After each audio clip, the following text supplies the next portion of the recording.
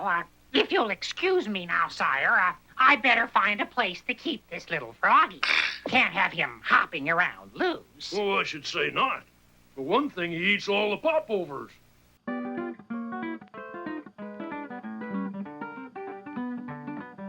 Well, welcome everyone. Today we're going to do something super fun, which is we're going to make popovers. This is a recipe that I developed for a friend of mine. It's super easy, but it makes really great popovers. And as an extra bonus, we're going to cook it in this fantastic Rational iCombi oven. This oven costs about the same amount as a high-end regular home kitchen oven, but it is so much better in so many ways. So I'm not going to get really too into it today. I'll do future videos showing this oven and some of the stuff that it does. But anyway, we'll be making the popovers in it so you can see a little bit of what it does. So to begin with, the ingredients for this recipe are 160 grams of AP flour that has been sifted, 320 grams of regular whole milk, 3.5% milk, 4 eggs, 20 grams of first butter, just any regular grocery store butter is fine, 20 grams of second butter. The first butter will go into the popovers, and then the second butter is going to be used for greasing the tins right before we put it in. And then I've got 4 grams of salt as well. So that's it. The key to success, to really having good popovers that rise really well in this recipe, is the sifting of the flour is important. It's mixing everything in a homogeneous way and letting the flour fully hydrate and letting everything really set and mix together. So the way that we do that is, again, we sift the flour, and then it's really important to temper your milk and your eggs and have your butter be melted and around room temperature to 120 degrees, anywhere in that range. Actually, for any of these ingredients, that range is just fine. You can use any kind of large bowl that you've got. I have these hotel pans, so I'm just using this. I fill this with hot water right out of the tap. And hot water at your home is probably around 120 degrees, and that is perfectly fine. That's not going to cook the eggs. Eggs need to be cooked to around 140 degrees. Some proteins coagulate a little bit lower than that, but basically 140 degrees and above. So tap water, put your eggs right in that. It's never going to cook them. That, by the way, is a great trick, which I will tell you about another day, for making poached eggs too. I do that first, and then I gather the rest of my ingredients, and by the time I'm all ready, this is all perfect temperature to start my recipe. For the butter, it needs to be melted, and you can do that a couple ways. You can try putting it in your microwave, but a lot of microwaves will cause the butter to explode. So you have to be really careful, and if you do want to try in your microwave, I would do it in short bursts and make sure your butter is covered, or you can have a huge mess in your microwave. So I like to do it with a torch because, first of all, torches are just fun, but you do have to be careful not to overheat one little area. It can kind of crackle a little bit. I can show you that. That's not going to hurt anything. Be careful, it's probably hot if you're using a torch. And just kind of stir it around. All right, the next step is you want to crack your eggs into, I like to use this 4-cup measuring cup because it's the perfect size. It's got a little spout, which makes it easy to pour your batter into the tins when you're ready to do that. And then I just use a little whisk. If you want to make this a little faster and you have an immersion blender, you can use that as well.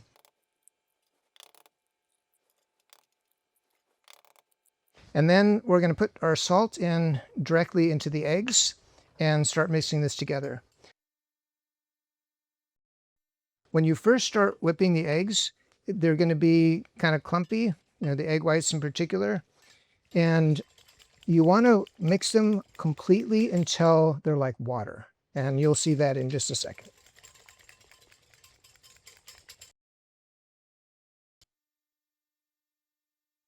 So you can see they're already a lot thinner. All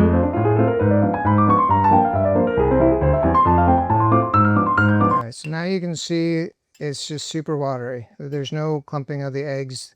They're just very liquidy. So that's what you're after. Next, I'm going to thread in the milk. So I'm just going to pour this in a little stream while I'm whisking to integrate it really nicely.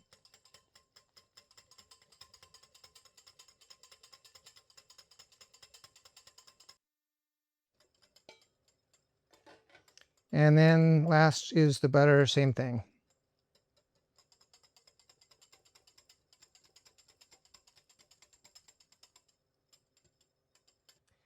With the flour, you want to do this about a quarter of your flour at a time, so it's not clumping too much when you're mixing. It just makes it a little bit easier. And this being warm will also allow the flour to integrate a little bit more easily.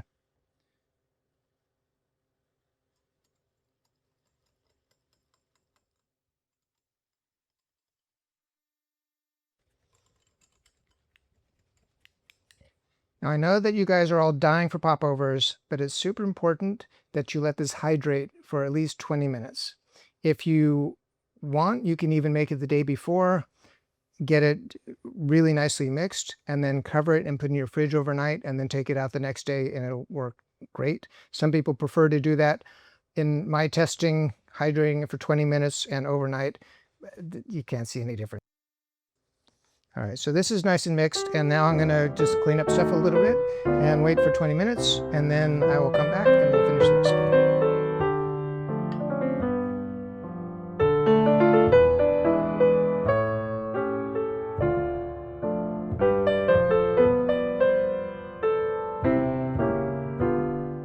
All right, so it's been about 15 minutes. We've got about 5 minutes left for this to sit, but I just want to talk about the baking process and the difference between how you'll cook this if you have a conventional oven or a convection oven, or if you are lucky enough to have a Rational iCombi oven, and how this can be programmed to make the popovers.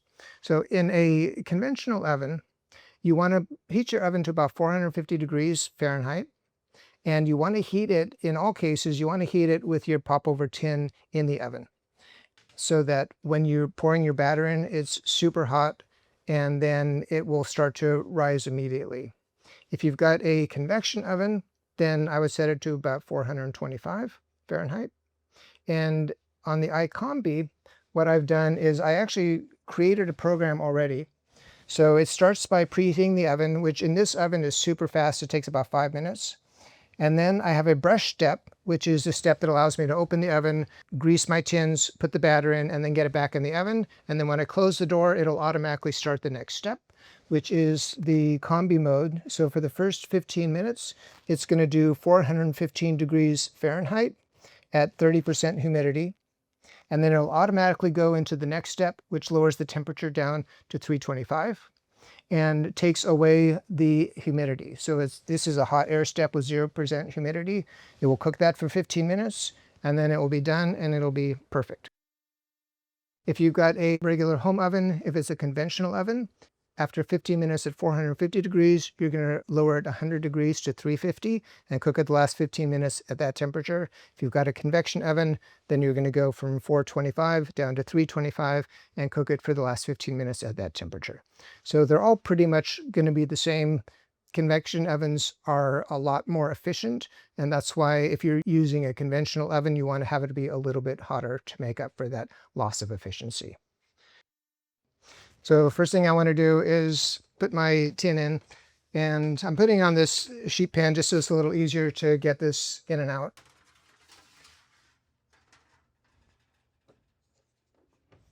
And then I'm going to choose my recipe. I favorited my recipe so a little easier for me to find because there are hundreds of recipes built into this oven. So this is it right here, popovers. I'm going to choose that. It's a preheating step, and in a second it will tell me to close the door, which it just did. And then you'll see the little progress bar at the bottom. In this oven, it takes about 5 minutes to fully preheat, and then it will tell me when it's time to open it up, pull out my tin, butter it, put my batter in, and then stick it back in the oven, and then the rest will be all automatic after that.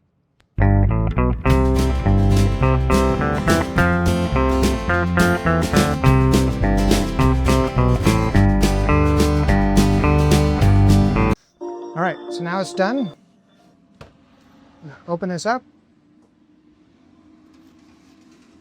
Pull this out.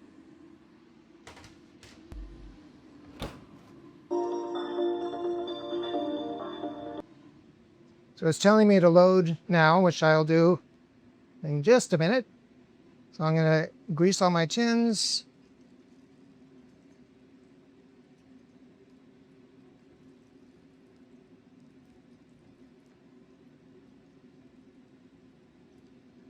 Ever made Yorkshire pudding?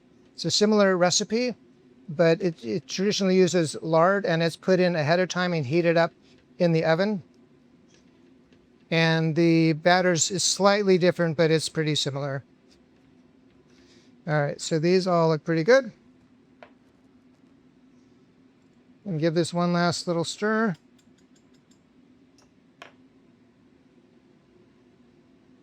I'm filling these up about 3/4 of the way full.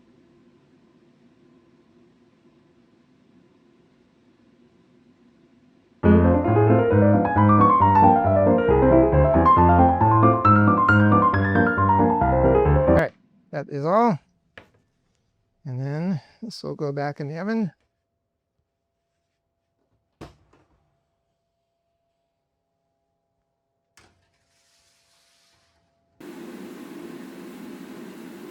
So there they are. This is my brain Tim. They're really light. I like because there's only air inside. Really good crunch. Oh, beautiful. What about there, Cam? Yeah. Or just plain. I like them plain. Yeah. All right, thank you, Jim, for being the inspiration for this. And then I will post in the notes a dairy-free recipe and also a gluten-free recipe. The crunch is amazing.